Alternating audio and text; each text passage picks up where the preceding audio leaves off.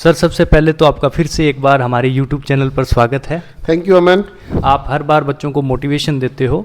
Sir, school lecturer के लिए परीक्षाएं 23 तारीख से शुरू हो रही है और लगभग इस महीने के अंत तक चलेगी। बिल्कुल। तो सबसे पहले मैं आपको बधाई देना चाहूँगा। हर बार की तरह आपका इस बार भी आंकलन ठीक साबित हुआ। ठीक है, बिल्कुल सही कहा आपने अमन की फर्स्ट ग्रेड को लेकर के परीक्षाओं की तिथि को लेकर के जो है हमारा आकलन जो है वो बिल्कुल सही रहा। परीक्षाएं अपने तय समय पर हो रही हैं और निश्चित तौर पर जो बच्चे तैयारी कर रहे हैं उनको इस चीज़ का बहुत ज़्यादा फ़ायदा जो है वो होगा। और निश्चित तौर पर हम ये कह सकते हैं कि जिन लोगों ने थोड़ा बहुत भी फेक न्यूज़ के ऊपर जो भरोसा किया या परीक्षाएं नहीं होंगी इसके ऊपर भरोसा किया, तो उनको कहीं ना कहीं इस चीज़ का नुकसान उठाना पड़ेगा।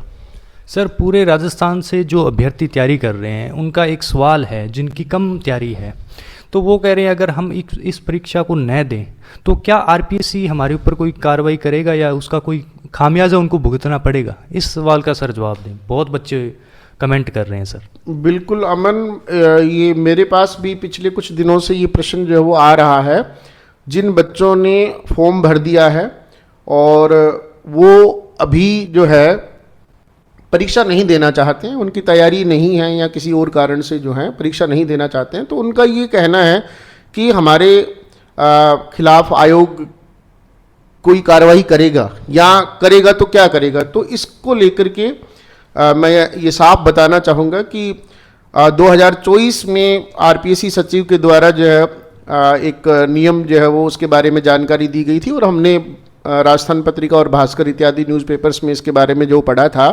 और सामान्य सी बात है, अगर किसी अभ्यर्थी को जो है वो ये नहीं पता है, अगर आप जो है एक वित्तीय वर्ष में, है ना, वित्तीय वर्ष से मतलब है कि 1 अप्रैल 2025 से लेकर के और 31 मार्च जो है वो 2026 के बीच में जो है एक साल में, यानी इस साल 1 अप्रैल 2025 से अगले साल मार्च 2026 के बीच में अगर आपने 2 परीक्षाएं जो हैं नहीं दी, अर्थात आपने फॉर्म भरा और 2 परीक्षाएं जो है वो आपने नहीं दी, ठीक है, तो आयोग आपका OTR यानी वन टाइम रजिस्ट्रेशन जो वो रद्द करेगा और आपको 750 रुपीज़ दे करके उसको वापस जो है वो करना पड़ेगा SSO ID में जा करके। दूसरा ये कि अगर आपने जो वो इसके बाद फिर गलती की तो 1500 रुपये आपको जो दे करके करना पड़ेगा। तो सवाल ये आता है कि एक बार, अगर पहली बात तो ये कि एक वित्तीय वर्ष में 2 परीक्षाएं छोड़ने का सवाल जो है वो उठता ही नहीं है। बिल्कुल, ठीक है।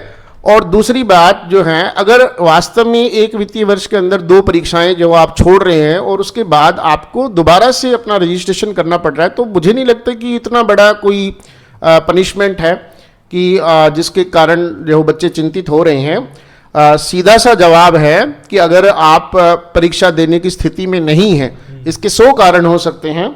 आपकी तैयारी अच्छी नहीं है, ये हो सकता है, आपका स्वास्थ्य ठीक नहीं है, ये हो सकता है, और भी बहुत सारे कारण। आप किसी अन्य परीक्षा के अंदर जो वो बिजी हैं, सपोज सितंबर माह में ग्रेड 2 की परीक्षाएं होनी हैं और कोई विद्यार्थी जो है उसको ऐसा लगता है, मैंने किसी जगह पे जयपुर में, सीकर में, सूरतगढ़ में रह करके तैयारी कर रहा है कि अगर मैं अपने होम डिस्ट्रिक्ट गया इस समय तो मेरे 6 से 8 दिन खराब हो जाएंगे, जिस कारण से सितंबर माह के अंदर जो मेरी परीक्षा है उसके ऊपर इसका असर जो वो पड़ेगा और वो नहीं जाना चाहता है तो उसको नहीं जाना चाहिए।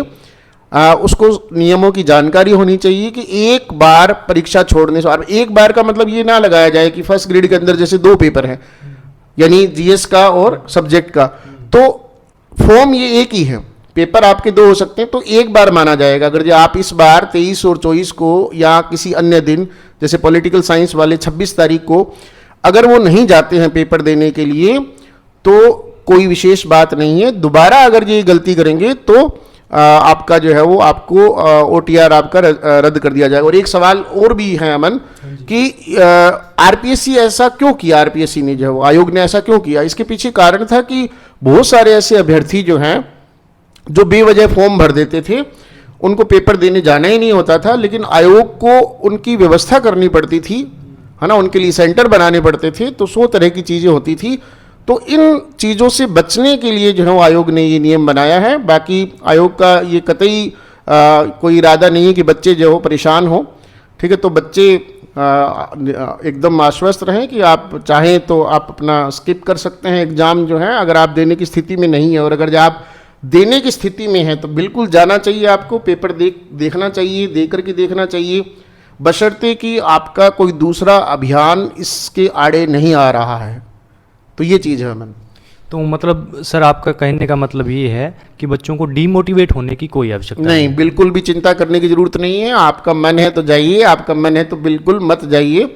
और जो भी बच्चे जा रहे हैं उनको जीएल परिवार की तरफ से शुभकामनाएं हैं, बेस्ट विशेष हैं। आपका एग्जाम अच्छा हो ऐसी मैं ईश्वर से कामना करता हूँ। Thank you so much sir. Thank you.